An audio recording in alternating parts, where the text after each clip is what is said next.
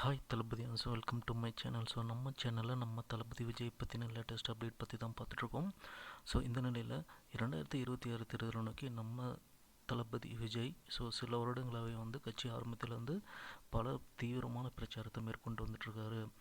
இந்த நிலையில் சமீபத்தில் பல மாவட்டங்களில் மிக தீவிரமாகவும் தீர்க்கமாகவும் பல விஷயங்களை பேசி நம்ம தளபதி விஜய் ரொம்ப தீவிரமாக பிரச்சாரத்தை மேற்கொண்டு வந்துட்டுருக்காரு.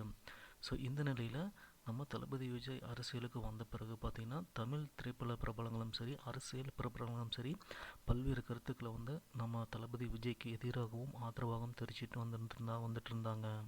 ஆனால் அதெல்லாம் பற்றி எந்த ஒரு சட்டையும் பண்ணாமல் நம்ம தளபதி விஜய் 2026 தேர்தலை நோக்கி மட்டுமே பயணம் பண்ணிட்டு இருந்தார். இந்த நிலையில் தமிழக சட்டமன்ற தேர்தல் இன்றைக்கி முழுமையாக நிறைவடைஞ்சிருக்கு. இதில் முக்கியமான விஷயம் பார்த்திங்கன்னா, பல இளைஞர்கள் தானாக முன் ரொம்ப ஆர்வமாக ஓட்டை பதிவு பண்ணியிருக்காங்க. முக்கியமாக விஜய் ரசிகர்களாகிய முதல் முறை தலைமுறை ஓட்டு பல இளைஞர்கள் மிகவும் ஆதரவாகவும் மிகவும் தீவிரமாகவும் தன்னுடைய ஓட்டுகளை பதிவு செஞ்சுருக்காங்க. இதில் இன்னொரு முக்கியமான விஷயம் என்னென்னு பார்த்தீங்கன்னா, பல திரை பிரபலங்களை தங்களோட பதிவை காலையிலேயே ஓட்டு பதிவு பண்ணியிருக்காங்க. இதில் மேலும் தன்னுடைய ஓட்டை பதிவு பண்ண வந்த பிரபலங்கள்கிட்ட செய்தியாளர்கள் கேட்ட கேள்விக்கு பல சுவாரஸ்யமான பதில்கள் கிடைச்சிருக்கு.